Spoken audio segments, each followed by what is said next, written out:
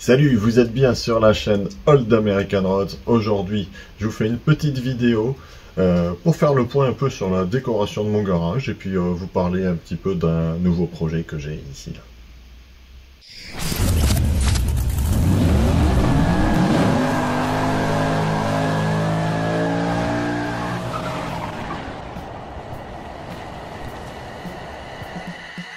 Alors, comme vous l'avez remarqué certainement sur d'anciennes vidéos, le garage me sert de fond pour mes vidéos, mais aussi me sert à installer mes collections de panneaux, de plaques et d'objets en tout genre. Voilà, et ça a un petit peu changé, mais tiens d'ailleurs là j'en ai un nouveau ici. Railroad Crossing.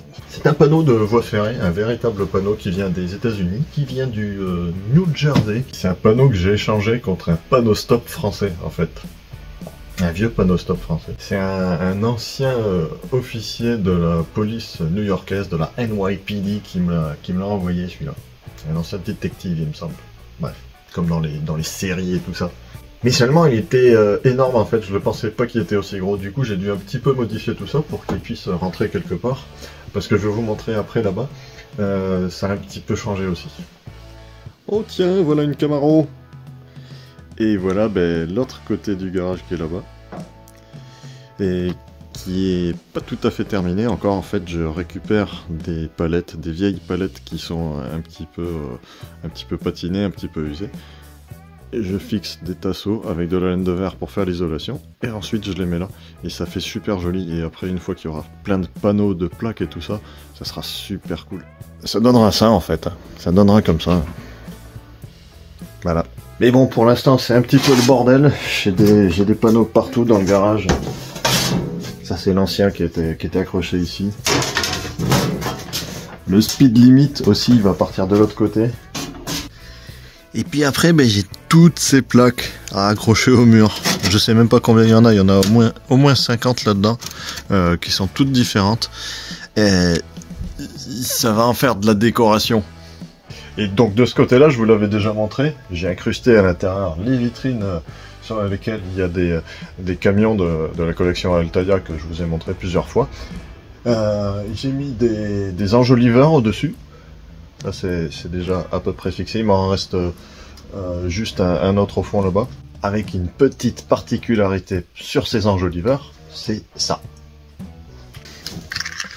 Je peux changer les couleurs avec la télécommande, mettre un truc qui clignote, bref on s'en fout, c'est juste pour faire une ambiance dans l'atelier, enfin dans le garage. Ouais, ça fait atelier, garage, musée, ça fait un peu tout. Bref, c'est mon coin à moi, mon petit musée perso. Voilà. On va mettre du rouge. Voilà. Cool. Et là aussi, il y a une bande LED aussi, mais je vais la refaire parce qu'elle l'éclaire pas très bien. Je vais mettre un truc un peu mieux qui fera un bel éclairage d'ambiance là-haut. Et puis récemment, là, il y a quelques semaines, quelques mois, il n'y a pas très longtemps, bref, à force de traîner avec des gens qui adorent le train électrique, comme JF par exemple au Canada, et d'aller voir des expositions où il y a des trains électriques, moi qui suis un grand fan de maquettes, j'ai toujours aimé les trains miniatures, mais j'ai jamais eu envie d'en faire parce que j'ai pas la place. Et seulement je me suis décidé à faire un truc, pas forcément un train électrique, mais un truc à l'échelle des trains électriques, échelle 1/87e, et ça sera dans le garage. Ça sera ici. J'ai décidé de faire un diorama, un méga diorama au 1/87e, donc j'ai fixé cette planche ici, et en fait ça sera une rue américaine avec des maisons. Voilà, petite mise en scène, un petit truc perso unique au monde, et voilà. Mais du coup, je me suis acheté une imprimante résine pour imprimer des maisons, des trottoirs, des lampadaires, plein de trucs. Et j'ai donc commencé. Voilà par exemple les fondations d'une maison qui sera ici. Un morceau de toit. Là nous avons les portes ici. Bon, tout est sur les supports encore. Je suis un débutant en résine et c'est une grosse galère au début. Mais après le résultat est quand même assez incroyable. Vous voyez là vous avez les poteaux qui vont sous le Porsche.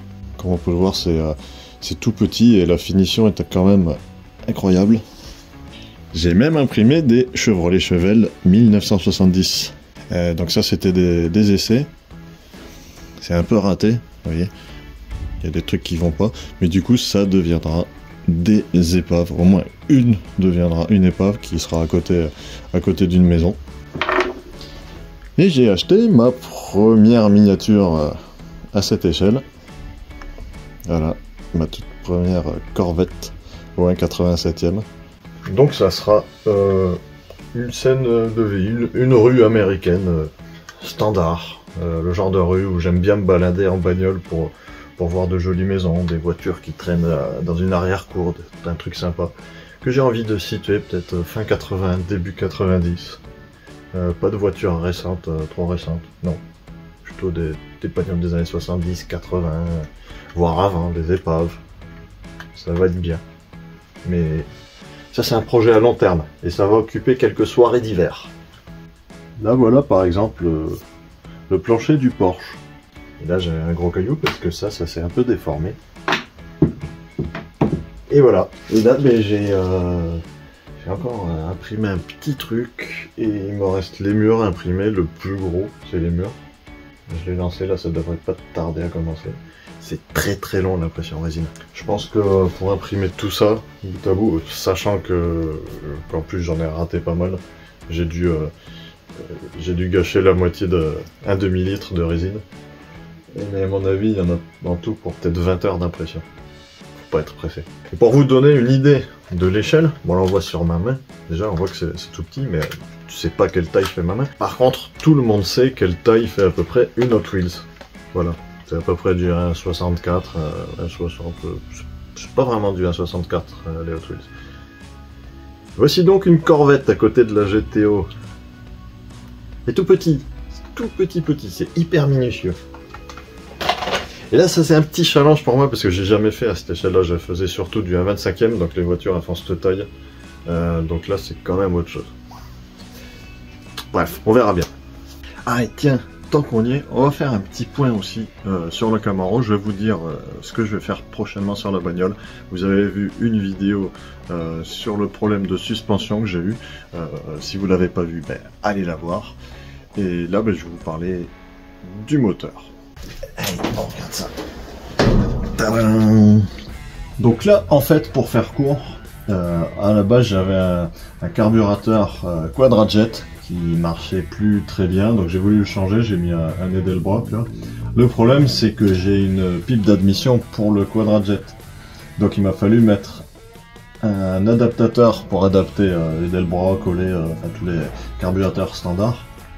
Donc ce qui fait que ça a remonté, plus après le filtre à air, et en fait ben, ça touchait dans la mousse que j'ai là-haut, la protection du capot. Et puis j'ai quelques petits problèmes aussi de mélange qui est pas parfait, ça pétarade et tout, c'est trop riche mais j'arrive pas bien à le régler. Le distributeur là-bas a été monté à l'envers, ils ont fait un demi-tour, ce qui fait que la capsule de réglage de la dépression de l'avance à l'allumage, elle est contre le tablier, je peux pas aller plus, je peux pas mettre un peu plus d'avance parce que sinon ça touche au tablier. Donc ça, je vais le démonter, je vais le remettre comme il faut, mais en même temps je vais remplacer la pipe d'admission du coup pour en mettre une qui est adaptée au carburateur Edelbrock. Voilà, pour faire court. Et ça sera bien, après une fois bien réglé là, elle va tourner nickel. Il n'y aura plus que les collecteurs à changer parce qu'ils sont tout rouillés, tout pas beaux. Je pourrais éventuellement les repeindre. Mais bon, voilà, pour l'instant. Voilà, sur ce, j'espère que ce petit encart vous aura plu. N'hésitez pas à poser des questions s'il y a des trucs que vous voulez voir en vidéo. Je pense que je ferai une foire aux questions sur les réseaux sociaux que je filmerai après pour répondre à plein de questions. Mais déjà, vous pouvez en poser dans cette vidéo. Et puis, ben, on se retrouve l'année prochaine du coup, puisque là, on est en fin d'année. Et ben, janvier, il y a une vidéo très rigolote avec un Québécois qui va arriver, il y a encore un épisode d'American Trip, il y a un essai d'une bagnole incroyable, même il y aura plusieurs bagnoles incroyables. Si vous suivez, j'ai mis une photo sur les réseaux et et dans la partie communauté de cette chaîne YouTube. Et voilà, ça va être bien, ça va être bien. Sur ce, à la prochaine les amis, restez au chaud, il fait pas chaud, et on se retrouve très bientôt pour de nouvelles vidéos.